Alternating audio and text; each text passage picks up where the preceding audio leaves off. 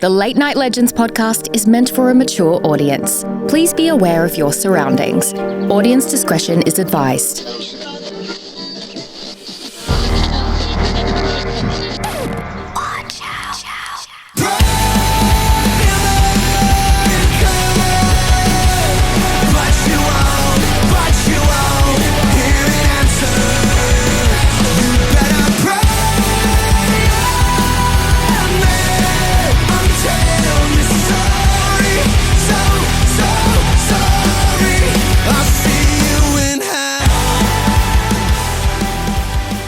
Hi, guys. Welcome back to Late Night Legends, the most interstellar podcast on the interwebs. We hope that your mom enjoys tonight's podcast. We know that yesterday was Mother's Day, so happy Mother's Day to your mom. Tonight, we've got Kay with us. We've got Frank, Maria, Charlie, myself, and Ashley, who is going to be talking about things where truth is actually stranger than fiction. And then next week, Kay is going to talk about King Tut's titties.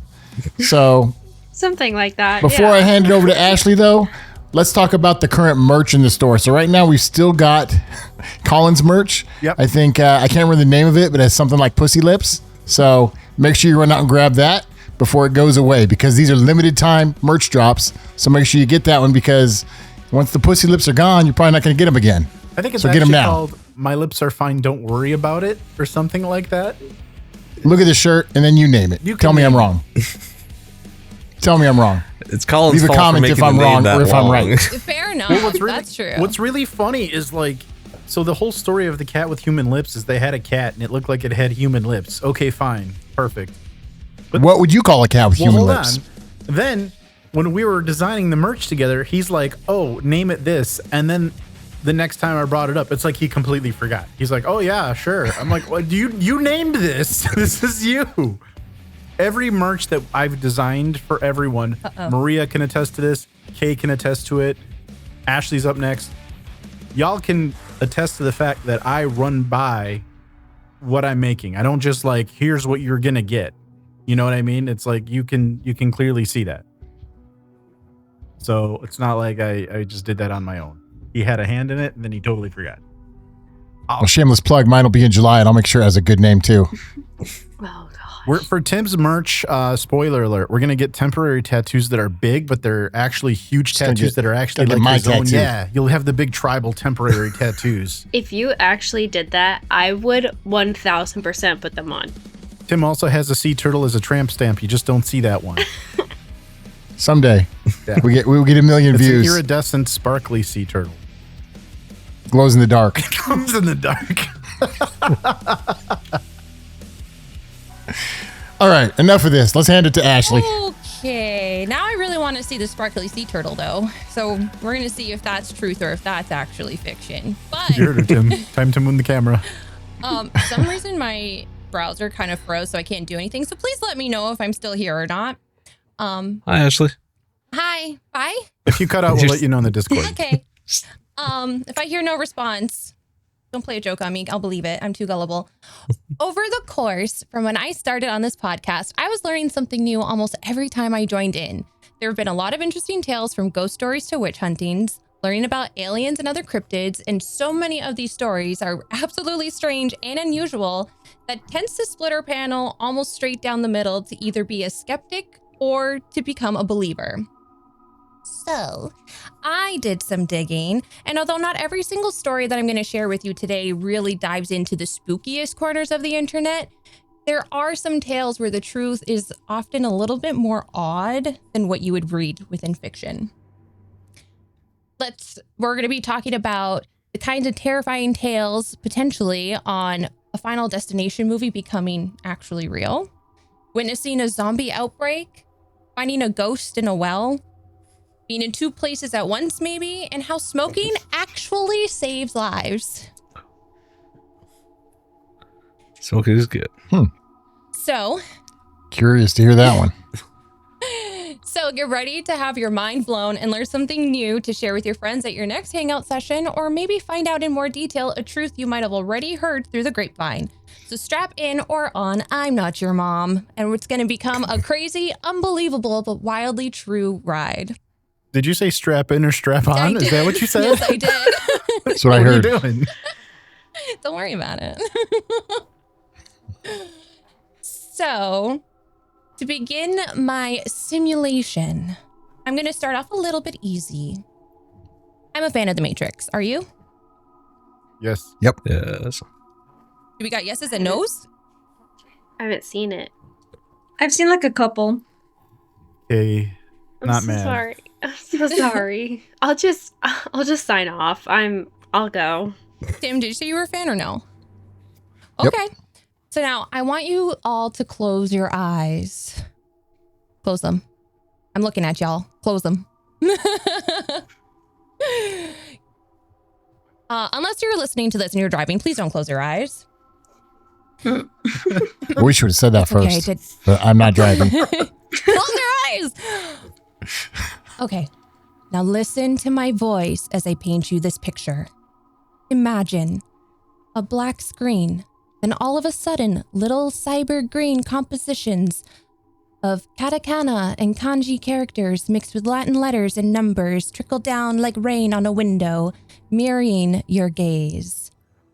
I'm trying to tell you something amongst the code. What could it be? Am I assisting you to locate your friends, or helping you find an exit within the Matrix? It was neither. I'm actually trying to teach you some really dope-ass sushi recipes. Yeah, it's true. You can open your eyes now. Oh. That's good trivia, Ashley. I'm going to give you 10 points. It's a deep cut. So some folks might already know this, but the green text that you see sprinkling down the screen like falling rain was created by scanning and reversing Japanese characters from sushi books designed by Simon Whitley specifically for the movie. And did you know that the Matrix trilogy was originally intended as an allegory for the transgender experience? However, the industry was not ready for it at that time. You can find out more about it in a video interview within the Netflix Film Club. But at the time of filming, the Wachowski brothers were both closeted and came out as transgender between 2012 and 2016. The original character Neo was a man in real life and was supposed to be a woman when entering the Matrix, highlighting the theme directly head on. But that didn't pass at the time. There have been focuses when Neo kept saying that they had a desire for transformation and a feeling that something was off in the world. So to any viewer of the movie, they could interpret the meaning in whatever way they wanted to. However, the Now sisters confirmed their theories to be true, and the Matrix has resonated within the transgender community. Now, speaking of Neo, Keanu Reeves is a national Canadian treasure that is known for being so humble and kind and finds the spiritual joy in almost anything he does. Yet he possibly has one of the most tragic stories within Hollywood history. In 1998, Keanu started dating a woman named Jennifer Sim, and on December 24th, 1999, she gave birth 8 months into her pregnancy to the couple's child, who was announced as a stillborn. The couple broke up several weeks after reconciling in 2001. Her life was cut short, as Jennifer was killed when her car crashed into 3 parked cars in Los Angeles. She was under the influence and not wearing a seatbelt.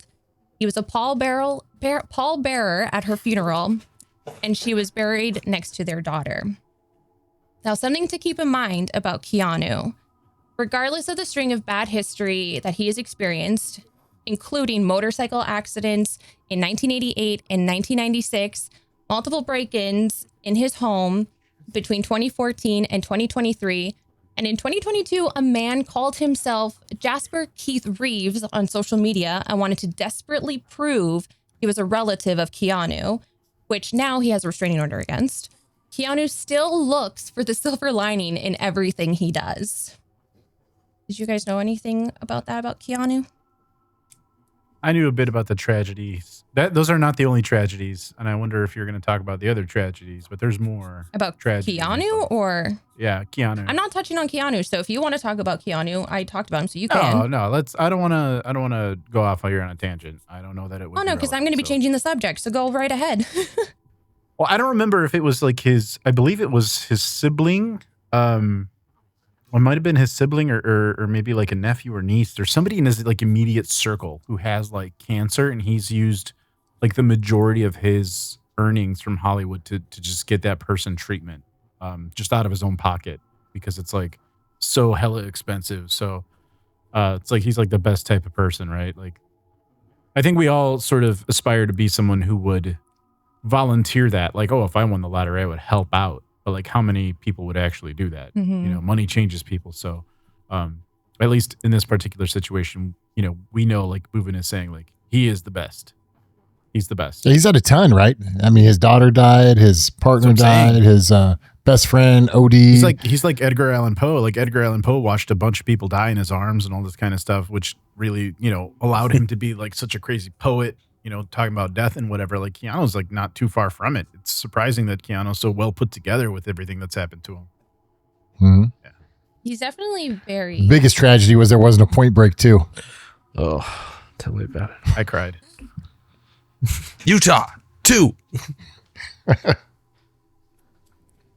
Well, we're going to move on from Keanu and into another universe that you've heard of Sherlock Holmes before. I'm sure of. Well, the creator of this universe, Arthur Conan Doyle, was actually considered to be a real-life nutcase. So crazy that his own bestie, Houdini, was like, I can't be friends with you anymore. That crazy. Whoa, there's a wind chime. Oh my Sorry. God. Somebody's at somebody's front door. Arthur Conan Doyle, you're not that crazy, I swear. I promise. Oh my God, don't haunt me. I'm so sorry for anybody who is playing this episode out loud and your dog just went nuts. My bad. Was that a real wind chime or was that like a ringtone? It was a ring No, that was a camera. ring camera. Oh, is that what Somebody's it- at my front door. Should we see who it is? Yeah, put him on screen. Dox him on. Houdini. It's Amazon. Oh. So Arthur rejected his Catholic upbringing. He found his way through spiritualism in the 1880s and giving lectures worldwide, proving that you can communicate with the dead. He also believed fairies were true, specifically the Conningly fairies, which was a 20th century hoax involving 5 photographs taken by cousins Elise Wright and Frances Griffith, hopefully I'm saying their names right, showing them with fairies in their Yorkshire garden. However, these fairies were created with paper cutouts and hairpins or hat pins, but Arthur genuinely believed them to be true so much that he wrote the book called The Coming of Fairies. And as mentioned, his relationship with Houdini, they stopped being homies because Arthur believed that Houdini himself possessed supernatural powers due to his craft of illusion, which Houdini tried to disprove by showing him how he does his most infamous acts. This man believed so much in the paranormal and supernatural, that he was willing to give up his literary reputation just to promote his spiritual beliefs. And, Dope. sorry? I said that's pretty dope. But if we're going to be going on to the spiritual, why not be spiritual about my favorite subject, math? I genuinely don't like math. I fucking hate it. What's your favorite? I was gonna say, like, that's your favorite God, subject? no. It's torture. So going on to another great literary genius, Alice in Wonderland was assumed to be a story written about drugs, someone being on drugs while writing the story, or a little bit of column A and a little bit of column B. But in fact, the story was written by an author under the pseudonym that was a satire about mathematics. Did you guys know that? Yes. Of course, Charlie knows that. Charlie knows everything. His name's Charles Dodson. Yes. He's in the Council of Charleses. We have to know each other. That's true. Oh, that's how you say I think his our name? Charlie I was gonna might be call a him a Dodge cyborg. son. Dodgson. Oh, Yeah. okay. I've just heard controversial things about him and the girl that inspired Alice. There's definitely some questionable stuff there. Absolutely. Yeah. So, Lewis Carroll, because I was saying Carl before, but it's Carroll, right? Carroll. Known in... Pharrell. Okay. Like Pharrell. Why not? Known in his daily life as Charles Dodgson, was a mathematician at Oxford. He was a traditionalist and preferred the old school arithmetics and criticized the symbolic ways in algebra, which moved away from concrete divination of numbers and introducing characters that acted illogical and paradoxical. So because of this, and not wanting to ruin his reputation at Oxford, he created the pseudonym Lewis Carroll and wrote a satire tale of new abstract algebraic and geometric theories emerging in the 19th century and reflected these modern changes in the world of Alice through absurd, logical, and chaotic scenes. Some examples, starting with Alice's confusion with the timetables, which seems normal enough, but once you get to the Mad Tea Party, it's a view on William Rowan Hamilton's new form of symbolic algebra that included time as a fourth dimension. The changes of proportion of the Cheshire Cat disappearance, only leaving a grin, is seen to mimic the concept of geometric figures of properties existing without its original structure, known as projective geometry. Although there are a touch of psychedelics featured in the story, especially within the movies, it's really just a tale about a traditionalist who doesn't want to get on board with the new ways of mathematics. But I mean, same. I hate math. And since we're talking about Alice in Wonderland, the most famous psychedelic character was the caterpillar, teaching her strict and philosophical ways of managing and controlling her size through the mushroom. But did you know that... Shayna. Sorry? Oh, yeah. Her name was Shayna. She was our caterpillar. She was. She I was. forgot about that. Sorry, Ashley, you were That's not there okay. for that. I wasn't there at the time. Next time. But did you know that caterpillars basically dissolve into a liquid in their cocoon? They just turn into a gooey little soup. Hate it when that happens. So they turn into this gooey or soupy substance, which is hella nutritious, as the enzymes break down most of the larval tissue, but forms in a specialized group of cells called imaginal discs using protein-rich liquids to fuel their rapid growth into the beautiful butterfly they become. I'm just remembering the soup story. What did Colin say? It was during, I think, my last thing where someone was found in the shower and he was like, he was turning them to soup. Oh no! Somebody got killed by like scalding water. Oh, and he's yeah. like, "Oh, they're making her into soup. They're making her into soup." I'm like, what the fuck? Yeah. That was pretty funny. It was really funny. It's not funny, but it was funny. And speaking of beauty, there is the truth about Cleopatra that isn't what Europe and the US claim her fame to be. They say she was a drop-dead gorgeous woman and a seductress, which could probably be true, but she was absolutely brilliant. She was known for being highly educated, as she was a diplomat and a naval commander who spoke multiple languages and was the only Ptolemaic ruler to learn Egyptian language. She had a son with Julius Caesar named Caesarion and 3 children with Mark Antony. After losing the Battle of Actium to Octavian, she committed suicide in 30 BC, marking the end of the Ptolemaic dynasty at the beginning of Egypt as a Roman province. Girl boss. Hashtag girl boss. So just moments before, I was talking about the potential of using the psychedelics, but what if I touch briefly on the potential of a zombie apocalypse that once was upon us? Just briefly. I'd be for it. Take your time. A man named Rudy Eugene attacked and maimed a homeless man named Ronald Popo in Miami, Florida. During an 18-minute filmed encounter, Eugene was butt-ass naked and accused of stealing a man's Bible, beating him unconscious, removing his pants, and bit off most of Popo's face above his beard, including his left eye, leaving him blind in both eyes. Rudy Eugene was dubbed as the Miami Zombie after he was fatally shot by a police officer.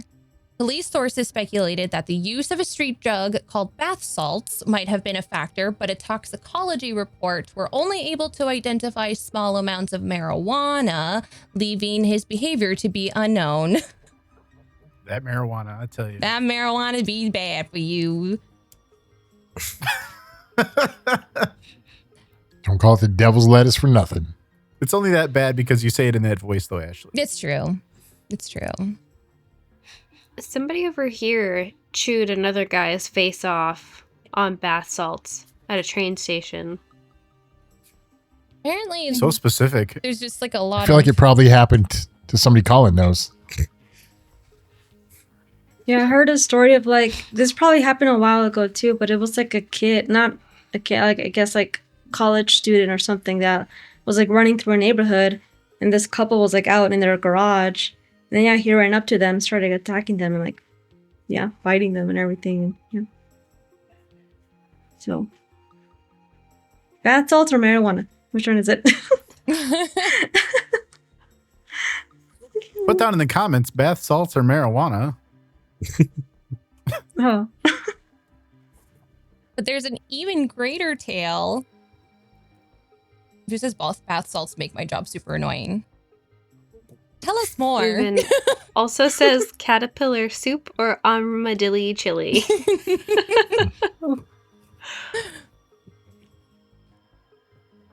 Yeah, I think this was the first bath salt chewing zombie-esque story that was reported.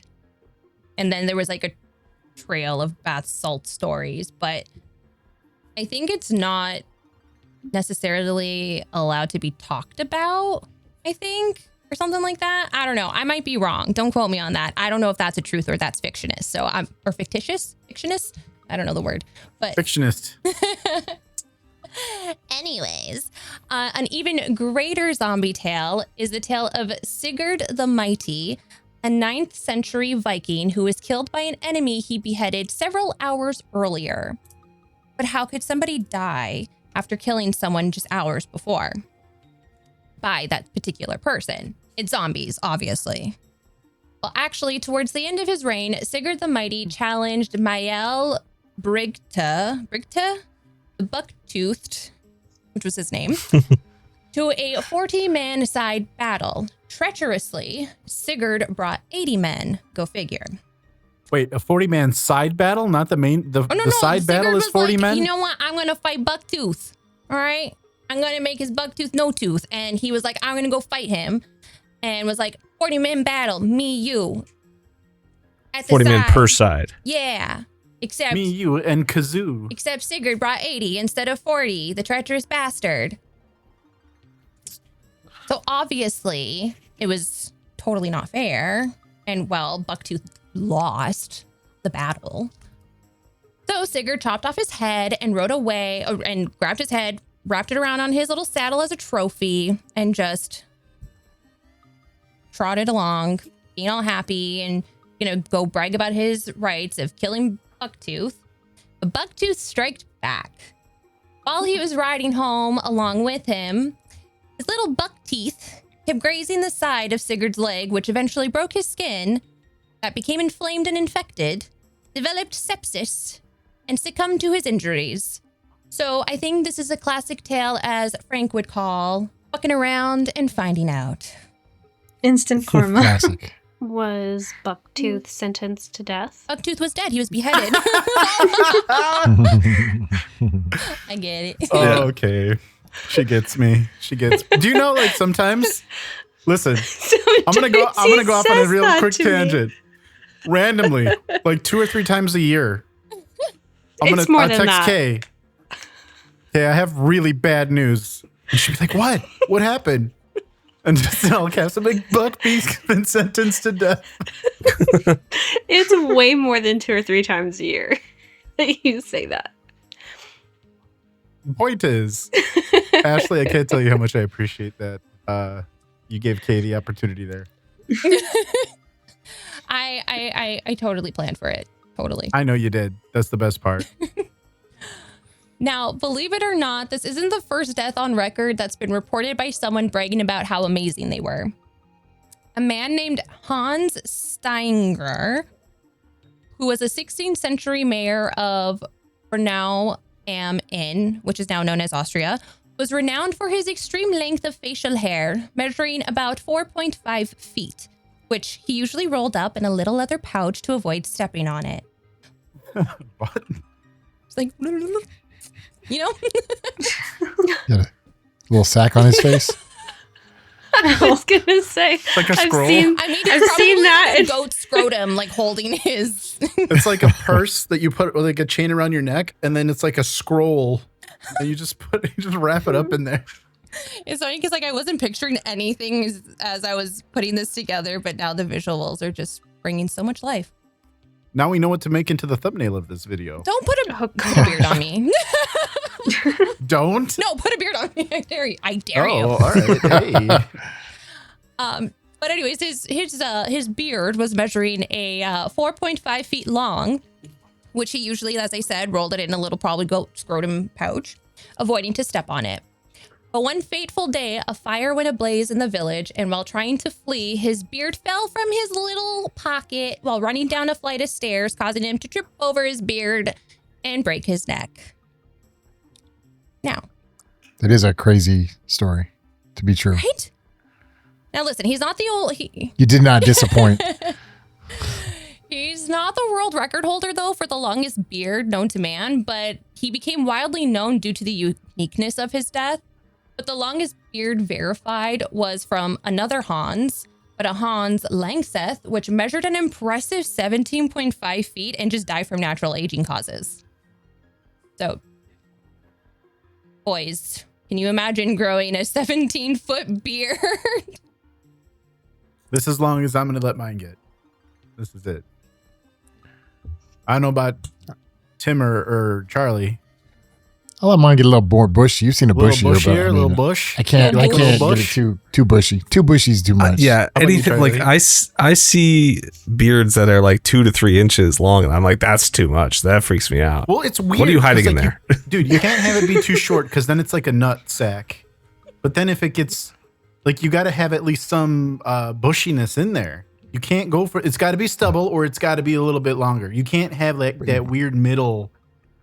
But you also don't want to be Duck Dynasty either. No, Exactly. dude, it's like Duck, like it goes like Fidel Castro, Osama bin Laden, then Duck Dynasty, and then you're this guy that Ashley's talking about.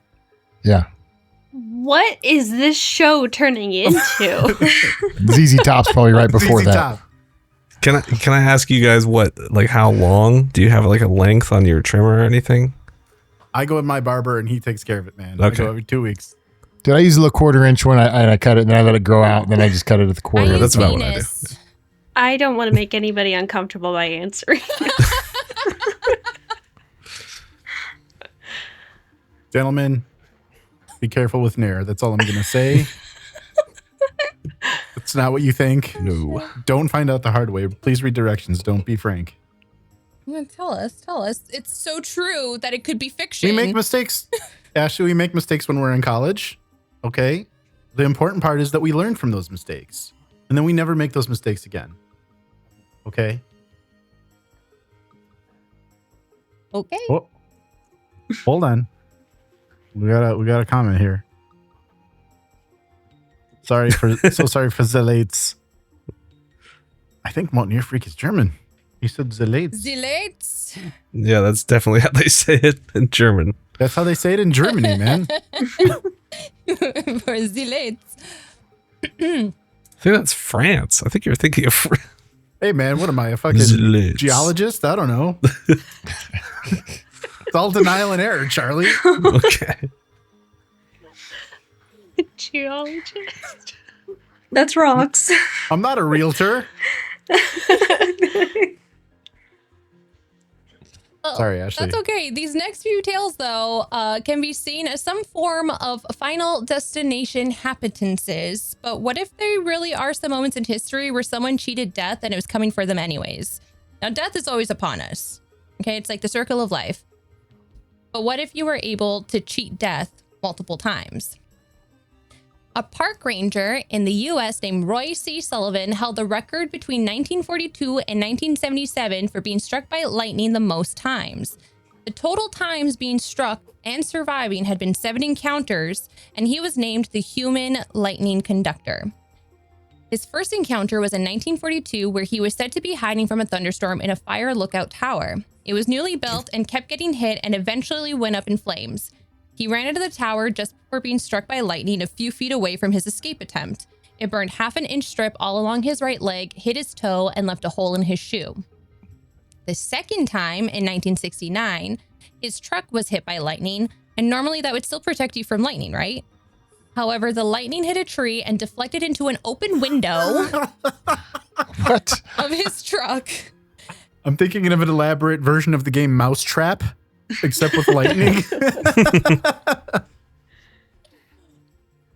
But it went through an open window, which I don't know if it's storming out. I don't know why you have your car window open, but I digress. But it It deflected off a tree into an open window of his truck and knocked Roy unconscious, burning off his eyebrows, eyelashes, and set his hair on fire. Oh. In 1970, he was struck in his left shoulder in his front yard after it deflected off of a nearby power transformer. In 1972, he was struck while working inside a ranger station. Now, I'm unsure how he got struck here, but I don't know. It said, Hold on, Ashley, this is the same guy? oh, no, it's the same guy. I'm telling you his 7 happenances of being Why struck the by fuck does he lightning. keep going outside? Oh, no. After like no, the second at this time. point, this man is fearful for his life after this one. Did you just hear it? He was in a ranger station. He wasn't even How outside. does he get life insurance at this point? I don't know, but he was a ranger. But apparently he was struck again somehow, setting his hair on fire. And after this being his 4th encounter, the man believed that there was some force out there trying to destroy him. And he always carried a little bucket of water with him everywhere in case his hair ever got caught on fire again. No. He's like, finally. In 1973, he was patrolling the park and saw a storm cloud rolling in and tried to outrun the cloud. When he thought it was safe to leave his truck to run inside the station, a lightning bolt shot down and he saw the bolt hit him. The lightning moved down his left arm and left leg and knocked off his shoe. Then it crossed over his right leg just below the knee. I'm sorry. What? I'm sorry to laugh at this man's tragedy, but like, how do we know this is a verifiable story? What if he's just making this shit up? I don't know. He's like, yeah, and then it traveled around my body and took off my shoe. I don't know, but and then it went down my other leg. It gets better. In 1976, he injured his ankle trying to run away from said cloud, but then got struck anyway. And then in 1977, probably one of the most believable of all, that he was struck while fishing in a freshwater pool, which if you're in open water, there's a good chance that you'd probably get struck by lightning, right? I mean, I don't know who goes fishing in a pool. I mean, I can imagine a pond or a lake, but like a. Well, I don't know. Do you think this man's lucky or unlucky for being struck 7 times? And surviving, by the way. I think maybe God just wants to take him already, but he's cheating death. He might have some kind of weird, accursed object attached to him somehow, like a rabbit's foot or something that prevents Or maybe him from like dying. some kind of genetic aberration where he's got more iron in his blood or something, so he's just like more conductive. I was thinking maybe he's the illegitimate child of Raiden from Mortal There you Kombat. go. Dude, That'd be sick. that'd be awesome. Well, despite surviving all of these lightning attacks, it does take a toll on one's mental health, as you can imagine, where he thought he would be a detriment to his family and his wife, who actually has also been struck by lightning, but just once.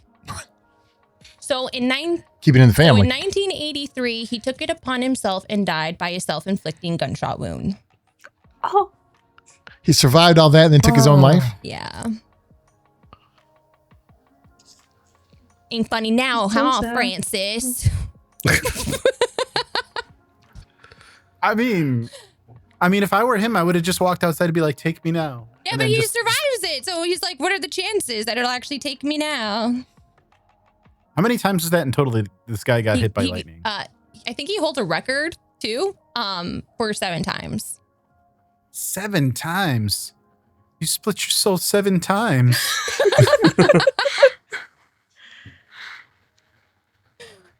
And his wife once. That's crazy.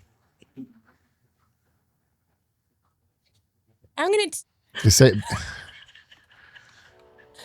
did he ever play the lottery? I don't know. I can't ask him now. If he had a winning ticket, he would have just been electrocuted again. It's gone. True. Oh my god! And then it would just like, pff, Went up in Yeah. smoke. Exactly. damn, that would suck. Now I'm gonna take you guys to my home city, where back in on June 2nd, 2012, not even 2 months before I was actually going to start a part-time gig to help pay off my student loans, a shooting took place in the food court at the Eaton Center, which is a huge tourist attraction for being one of the biggest malls in downtown Toronto. 7 people were shot, and just minutes before, a woman named Jessica Gawi, which she also goes by Jessica Redfield, a woman from Denver who was just visiting Toronto, escaped the mass shooting. Jessica was an aspiring sport broadcaster and pursuing her career in sports journalism. And so naturally, she had a blog. On her blog, she wrote about her experience at the mall and explained how she had a gut-wrenching feeling that made her go outside to get some fresh air, ultimately escaping the mass shooting by just 3 minutes. She was going to purchase some sushi and do some shopping, and as she was walking down to go towards the sushi spot, she changed her mind and decided to get a greasy burger instead. Her receipt showed that she made the purchase at 6:20 p.m. and said she felt funny and panicky. So she grabbed her food and went outside in the rain to get some air and stop this rush of anxiety. At 6:23 p.m., the gunshots went off. When she looked at the map to see where all the victims were shot and found, one man was found standing in the spot where she was moments before. She saw how fragile life was that day, but didn't know that she wouldn't be able to escape her fate twice. Sounds like she was in on it. Sounds like she knew about it. I don't know. Frank's always the skeptic. On July 20th, 2012, Jessica had just tweeted that she was at the midnight premiere of The Dark Knight Rises and that the show was just about to begin. And moments later, 24-year-old James Egan Holmes set off tear gas grenades and shot into the audience with multiple firearms, resulting in Jessica being confirmed as one of the victims. Not even a month later. It's crazy. You heard any Final Destination-y type stories where someone tried to cheat death and it came for them anyway? I think so, but I can't tell you anything that's verified. I think there was some from the Las Vegas thing, wasn't there? The concert? Yeah. I was thinking about doing a topic on that, but it's too dark and I don't want to end up on another list. So Another. we could talk about, How many I lists could you talk on? about, I could, shit, you don't Which even know ones? what kind of list I'm on, girl. We could talk about, like, if it were me, I could probably talk about that topic for like 3 hours straight. But there's some excellent documentaries out there that if you find them, you should download them because they get scrubbed off of YouTube. So Truth. just saying. That's the only reason I ever go to Rumble is to get the fucking conspiracy docs. And that's one of them that exists is on the Vegas stuff. And it's pretty wild. Go check it out. Well, those were super tragic tales and definitely very in line with Final Destination. But what about tales of a survivor? Unbelievable survivor tales. In 2024, near a Thailand, Myanmar, is that how you say that? Border. Myanmar, thank you. Border. Liu Chuanyi, a Chinese descent, fell in an abandoned well and was trapped for 3 days. Villagers heard strange cries coming from a nearby forest, but mistook them for ghostly sounds and scurried away. He strategically only called out at least once an hour to conserve his energy. I just saw like the to conserve his energy, but villagers just reported these cries as paranormal activity and avoiding venturing outside after dark and didn't investigate the noise further. Of course, the cries were in a very much different language and not one that they were familiar with, so they just believed that it was a ghost. It wasn't until police dispatched rescue personnel headed to the forest to investigate these strange sounds. Once they heard someone was responding to their callouts, they discovered the 22-year-old man 12 meters deep in a well. He was found in a weakened state and had injuries such as a broken wrist, a cerebral concussion, and bruises after being trapped without food or water despite being in a well for those 3 days. So what if all the forest ghost stories that we talk about here on Late Night Legends was just someone who fell in a well? I'm just thinking that maybe Charlie remembers this, that episode of The Simpsons where Bart falls down the well. Like Sting is trying to dig him out and they make that song. Instead of like getting him out of the well, like all the celebrities come together and like sing a song about it. Yeah. Remember that, Tim? Did you ever watch The Simpsons? No? I didn't really watch a lot of that. And we're sending our love down the well. They sing that song. Oh my God. Oh my Jesus. Later, Joker. Well. Well. What if I talked about surviving a bear attack in the most unusual way? On June 30th, 2024, A 24-year-old jogger in Yukon, Canada, named Vanessa Chapitz, was jogging along the Trans-Canada Trail and encountered 3 grizzly bears. One bear charged at her, dragging her down to the ground and bit her head. However, she credits a $3 hair clip from Walmart for saving her life. The clip shattered in the bear's mouth and it quickly started to back off, including the barking that was done by her beloved dog Luna to scare the bear away. She received lashing and puncture wounds in her back, a broken wrist, and some facial injuries, but she feels lucky to be alive thanks to a plastic hair clip. Do you imagine? Was the dog okay? Dog was okay. It was just barking at the bear, and the bear was like, "Rrrr, rrrr." It's always a bad idea to challenge a bear. Yeah, she went into the fetal position and she was trying to like cover all her vitals and stuff. And then the bear just like chomped on her head and like hit the clip in the back of her head and it just shattered. Oh no, my vitals. And yeah, she somehow survived. Like she had like bite marks on her face and stuff too, but June was a bad month for Stranger Than Fiction. Well, do you notice how these last 3 stories that I just shared about had the number 3 in common? Yep. Until you mentioned it. I'm with Tim on this one, actually. Yeah. So Jessica missed the Eaton Center shooting by 3 minutes.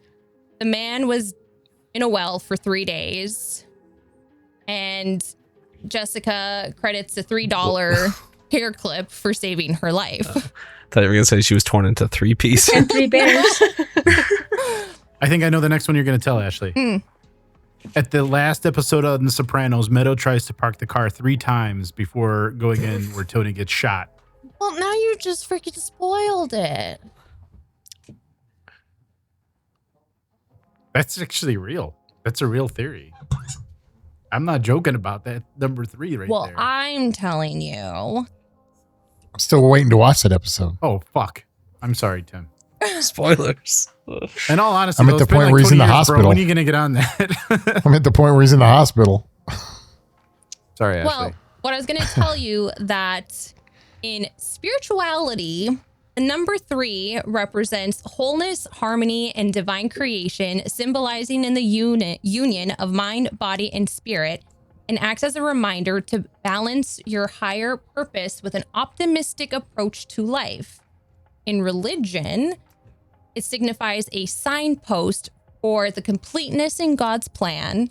And in Chinese culture, it symbolizes life, growth, and vitality. So do you think that this played a fact in these 3 individuals' fates? I mean, yeah, with like a lot of hauntings too, there's like a commonality with like 3s. Depending. So They say death comes in 3s too. Like 3 people die at once, I heard. Bad things happen. I've in heard that before threes. too. You heard that one, Tim. I'm not making that shit up. No, I have heard that one. That's what I'm saying. Yeah, like the bad things come in 3s. Yep. or 3 times the charm. Well, there's always Yeah, like I've heard that too. a birth, a wedding, and a funeral Oh. within a family. I've heard that one. Interesting. But something even crazier that could also maybe be a form of where the definition of pain is beauty. What about a strange beauty pageant called the Miss Landmine pageant? Oh. Has anyone heard of this pageant before? Can't say that I have. This was a controversial artist-driven project to raise awareness about landmine victims and challenge beauty standards by featuring amputee women in Angola and Cambodia. Organized by a Norwegian artist, Morten Travik, it aimed to empower survivors, though it faced more accusation of exploitations. This pageant only lasted a year, as the Cambodian's government banned it, arguing that it insulted the dignity of disabled people. And in response, Travik moved the pageant to be online. And guess what the winner won? A landmine. Prosthesis. A new prosthetic custom-made limb. Damn it, Charlie. Damn it. So as some people claimed it to be exploitive, many participants expressed the pride and viewed it as a way to gain attention to their neglected stories. Do you think this is a sick joke, or do you think that this is something that should be celebrated? I think maybe a little bit of both. I would say realistically, it's a little bit of both. I don't think it's 100%. It's 6-7. It's not 100% one way or the other. Yeah, because I kind of thought when I was reading about it, I'm like, oh, I thought it was of like veterans, you know, of their stories and then being part of that world and being a victim of like, you know, a landmine or something. But, and this person being from Norwegian or being Norwegian or whatever, Norway, wherever the fuck is it from? Norwegian. He's from Norwegian. Yes, I'm from Norwegian.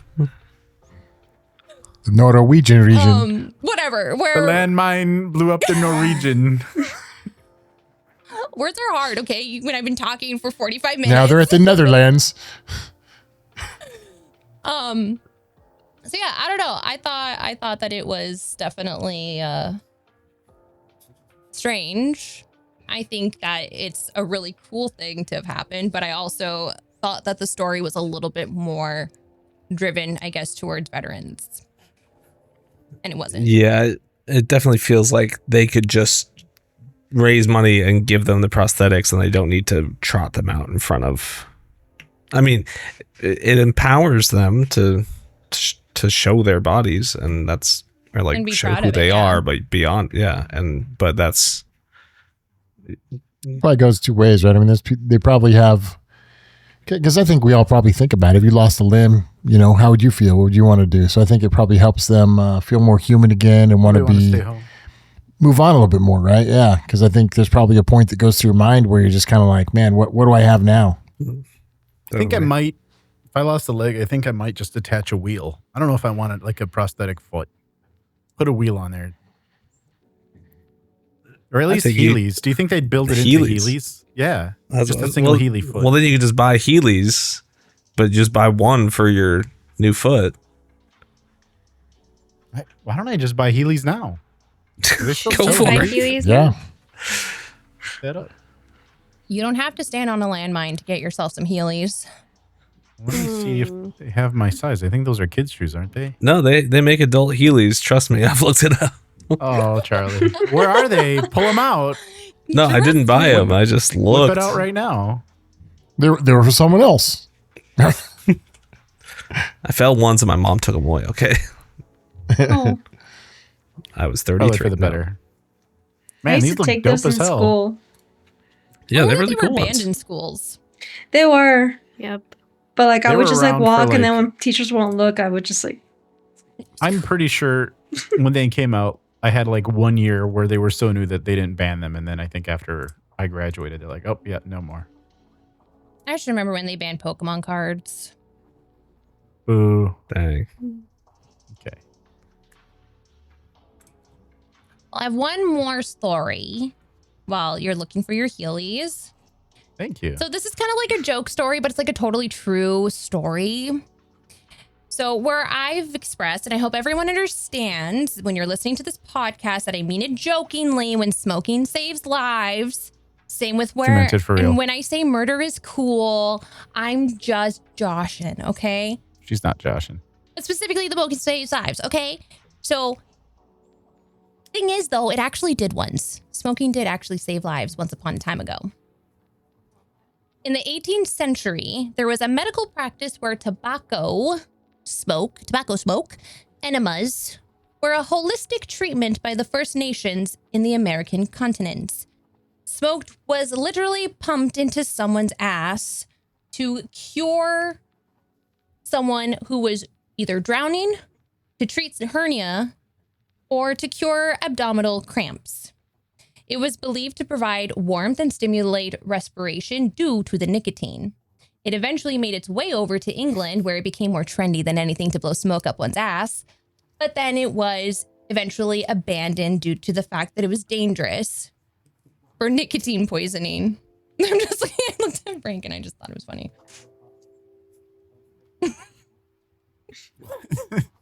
Sorry, I'm actually looking up some Heelys here. Oh, I thought you were like worried about blowing smoke up an ass. I also laughed because there's a show that I watch. It's a Canadian TV reality show where they had a competition to see who could blow the bigger fart. And the guy took a bicycle pump, like an air pump for a bike. And then he like pumped air up his own ass and he was farting.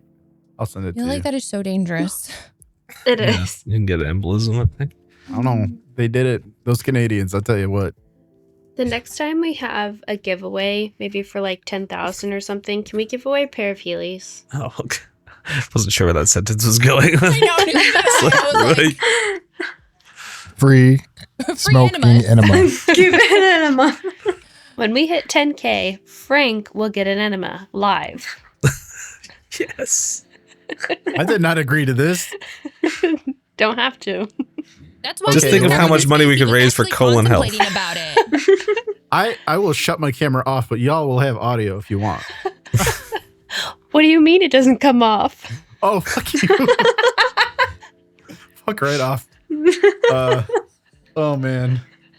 Those memories. Memories. Ashley, on this point of smoke in your lower intestines, I don't know if you had this, but I believe this is true. Maybe I'm imagining this, but I think they used smoke during like medical emergencies on the battlefield to see if there were holes in people where they would, because if it had pierced the lungs or something, With the smoke would come out. They're trying to triage someone. They're like, here, roll over on this smoke grenade and we'll see if it comes out of your top. Here, swallow this. I don't know how they would do it, but I like it, and like they could. Okay, really though, like what if you took a drag off of something and then blew it like CPR into their mouth? It's like Looney Tunes when they drink the water and the holes like shoot out the water out of their body. I'm gonna look it up to make sure I'm not making. I wish we had somebody that worked in the medical field that is adjacent to the show or is on the show or is in the audience or any of those combination of things. I don't know if anatomy works that way, but who knows? I know Ashley made the claim that that's what they're doing somehow with smoke. I didn't say about holes in their no. bodies. Charlie asked, and I didn't see Charlie, that in my okay. Somebody said findings. that. I just knew that it Somebody. was to help revive victims of drowning, treating hernias, and curing abdominal cramps. That's all I got out of the holistic sense of bellowing. I sure remember back in the day, my mom, as a kid, my mom would blow smoke in my ear if I had an earache. But that turned out to be an old folk tale that doesn't work and is dangerous. It explains a lot about me now.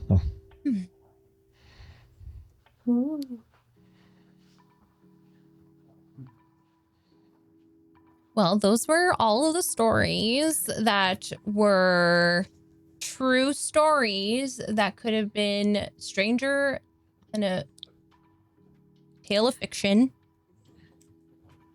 And I'm sure some of you knew some of the things that I talked about, but if there is anything that you guys know or have heard that is absolutely hard to believe, I'm curious to know if you guys have any tales that seem that far-fetched that actually couldn't be true, but totally are. And if you don't have any, I want to hear from you guys in the audience.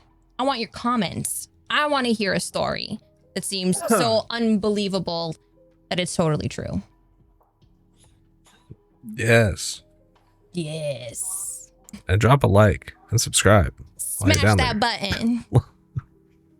And hit the bell Moving, icon. your comments are coming up on the screen. You don't have to screenshot anything. They're up on the screen. I'll put your comments in big letters in post if you'd like.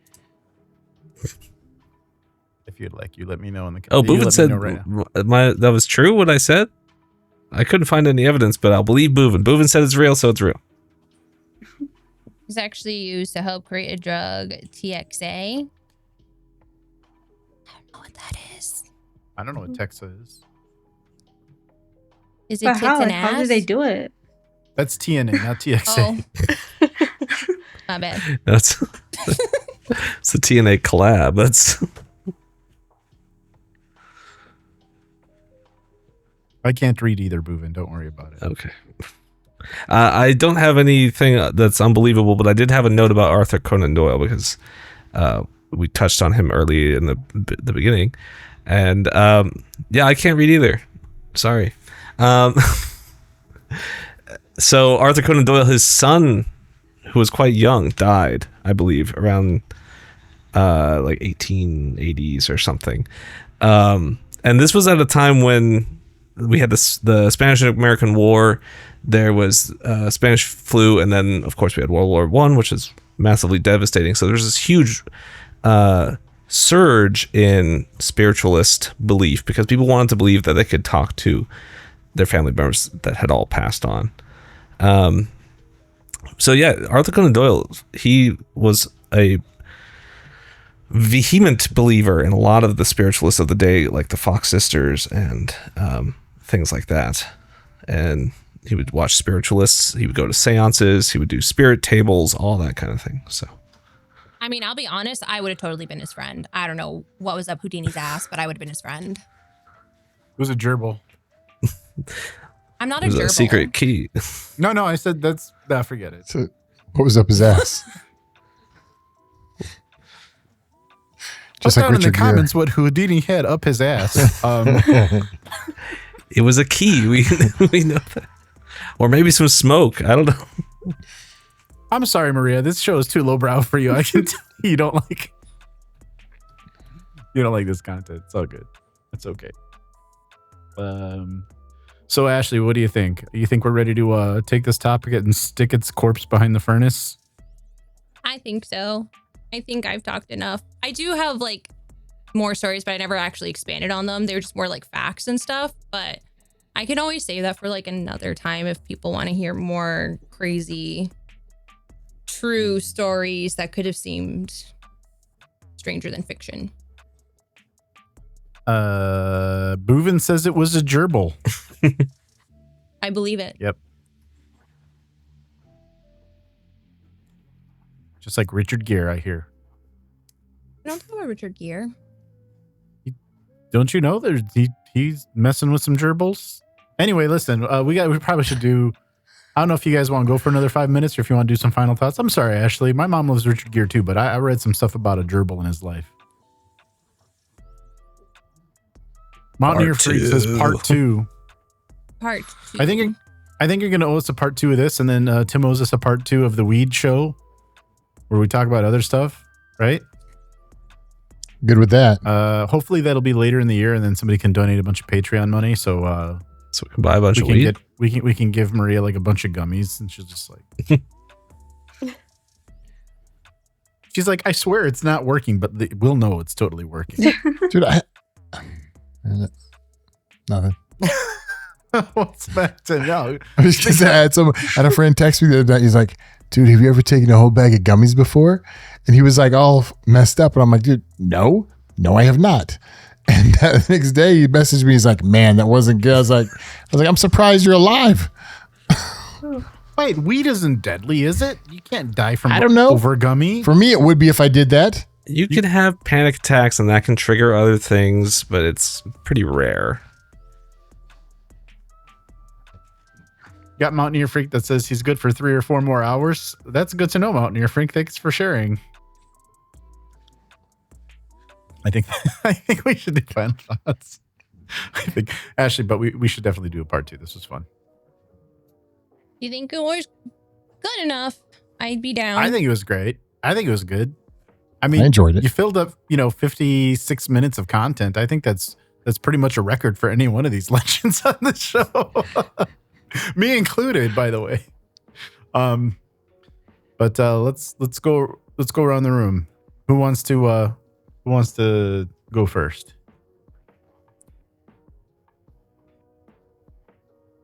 I'll go first. Thank you, Charlie. Yeah, I think there's more stuff in heaven and earth than is dreamt of in your philosophy, Horatio, and it's a infinite universe, so there's infinite possibilities.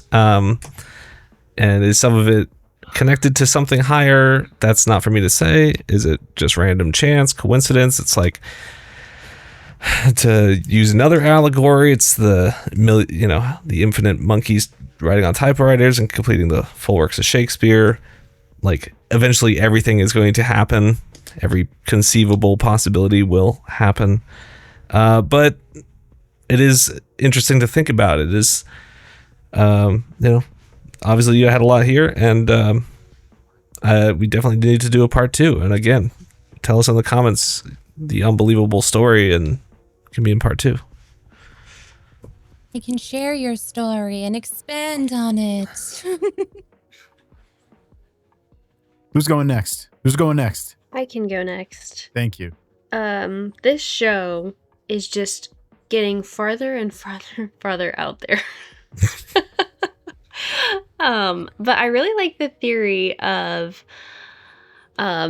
people who kind of cheat death and then it comes after them very soon. Almost the idea of like, when it is your time, it is your time. You cannot get away from it, really.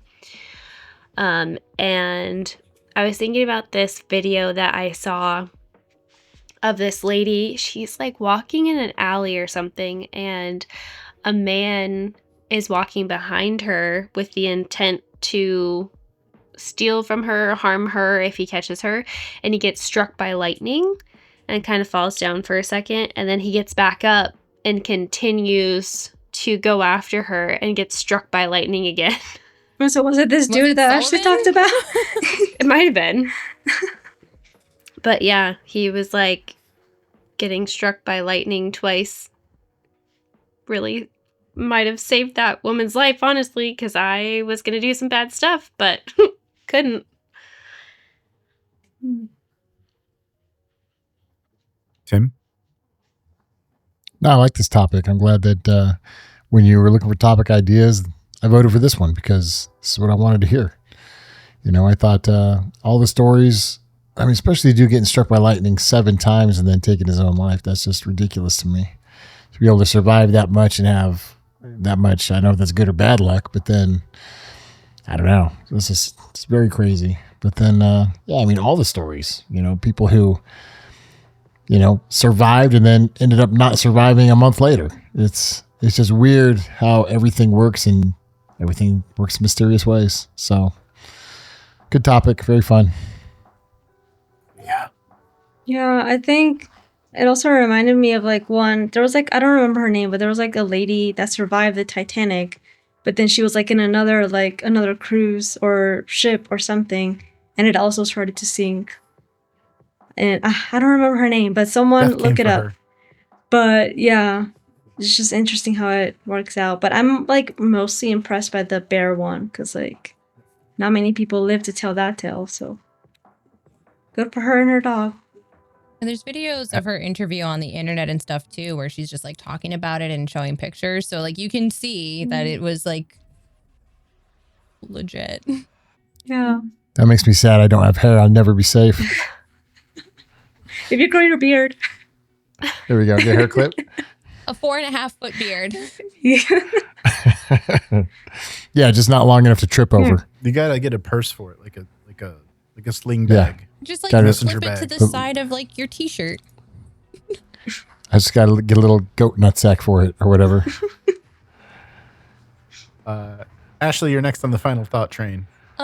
I don't know. I had no idea the direction that I was going in when I was doing this topic.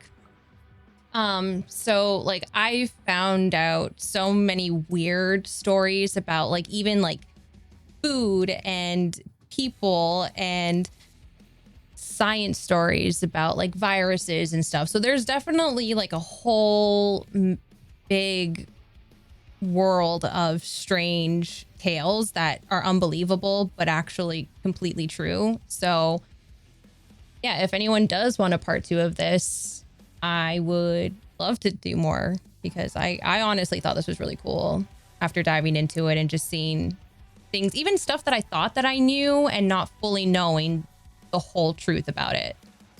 So yeah, I had a lot of fun with it. So I'm glad you guys enjoyed it too. Yeah, so great topic. I would really like for everyone to put down in the comments what fact or story that is stranger than fiction that they'd like to share. And then I think that if we get some good comments, we'll read them on the next episode of Legends Read Comments that we do. I think it can be something personal, or it can be just something that you know. I didn't know that caterpillars become liquid. Who fucking knew that? I sure didn't. But what's that? What's that? You got something to say, Kate? You look like you had something. Okay. Thank you for tuning in. Thank you for telling a friend. Thank you for suggesting that your mom read this with her earbud headphones while she's at church.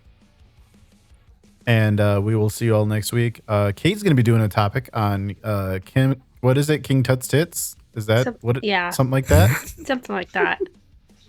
And then week after that, Charlie's doing a topic on Florida Man. And we'll see y'all then. Have a great week, everybody. We'll see you next time. Bye.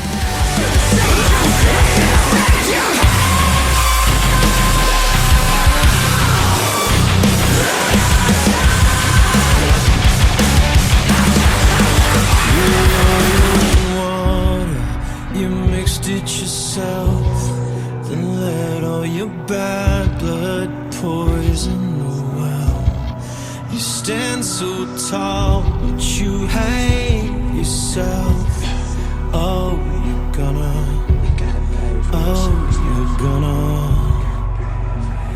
gonna pray.